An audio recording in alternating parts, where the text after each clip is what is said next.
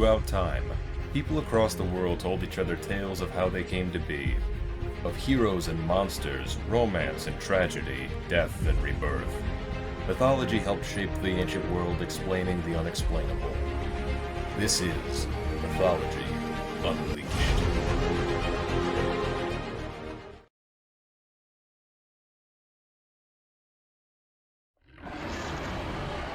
Dragons. Some of the most powerful and widely spread monsters of myth and legend. They come in a variety of shapes and forms throughout mythology, and in many European and Western myths, they are often cruel and greedy, embodying the absolute worst traits in the supernatural world. In the sagas of Norse mythology, one of the most greedy and fearsome dragons was known as Fafnir. In many ways, Fafnir was a primary example of the Western dragon archetype. He was large and imposing, near impossible to face in direct combat, and had a deeply rooted obsession with treasure. His appearance tends to vary from tale to tale, never given a full description.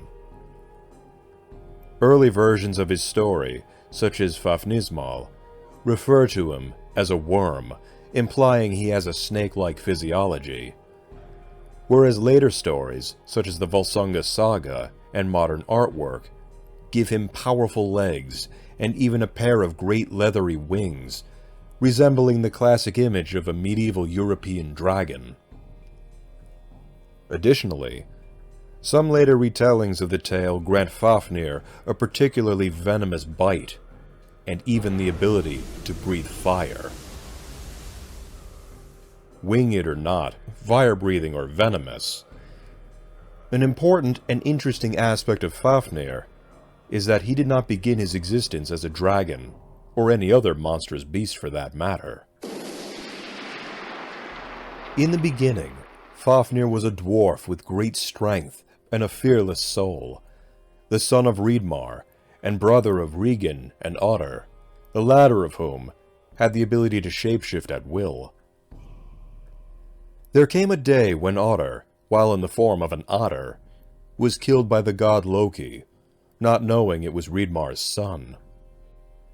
Hreidmar was enraged by the death of his son and demanded retribution in the form of treasure, enough to fill the otter skin of his slain son. But the otter pelt developed the property of stretching itself to a fabulous size. No ordinary treasure could suffice to cover it. After handing over an overwhelming amount of treasure, Loki threw in one final token, albeit begrudgingly. A magical ring called Anvaranot that had the power to find gold and other treasures. The god was free from his debt, but Hreidmar's family's troubles were only just beginning. The ring's original owner, Andvari, had cursed the ring to bring misfortune on the one who possessed it, and caused the death of many, declaring so after the ring had been stolen by Loki. Andvari's curse took hold almost instantly. Both Fafnir and Regan coveted a share of the vast wealth, while Hreidmar gloated night and day over his treasure, refusing to part with even a single coin. Mercilessly, Fafnir killed his own father, stole the cursed ring and the whole of the treasure, and scornfully drove away his brother. The exiled Regan took refuge among the villages of men, while Fafnir's avarice and cruelty surpassed even that of his slain father. Andvari's curse bled deep into Fafnir, and he metamorphosed into a ferocious dragon. Fafnir took the treasure into the countryside, fiercely guarding his hoard and slaughtering any who would come near his lair. But Fafnir's reign would come to an end at the hands of Regan's blacksmith apprentice, Sigurd. When Sigurd came of age, Regan told him of Fafnir, the tragic story of his family, and the vast hoard that the dragon slept upon. By playing to Sigurd's sympathetic side, and the promise of a share of the treasure, Regan convinced Sigurd to slay his monstrous brother, and he forged for Sigurd an indestructible sword. As with many stories of evil dragons, Fafnir would not be defeated by brute force alone, no matter how brave the hero or how strong the sword he carries. No, a dragon must be defeated using cunning. On his way to Fafnir, Sigurd encountered a one-eyed stranger with a long grey beard, who told him to dig a trench in the space between Fafnir's lair and the river where he drank from each day, to hide himself within it, and attack the dragon from beneath. No sooner did the stranger finish giving counsel, that he disappeared as quickly as he had arrived. Sigurd did as he was instructed, and dug a hole near the river of Fafnir's desolation, and he hid himself within, sword drawn and ready. Soon the ground shook, and a reptilian rumble sounded from a nearby cave. Fafnir was coming.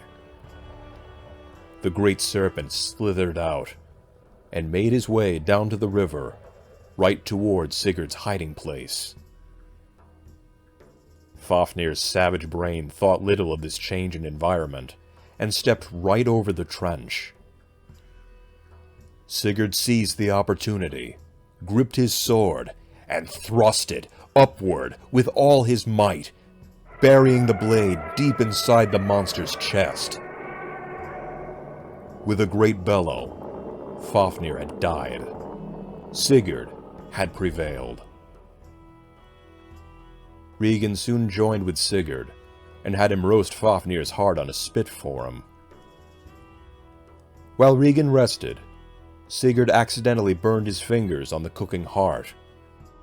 He put his burned fingers into his mouth to quell the pain, but no sooner had Fafnir's blood touched his lips, that he suddenly understood the language of birds.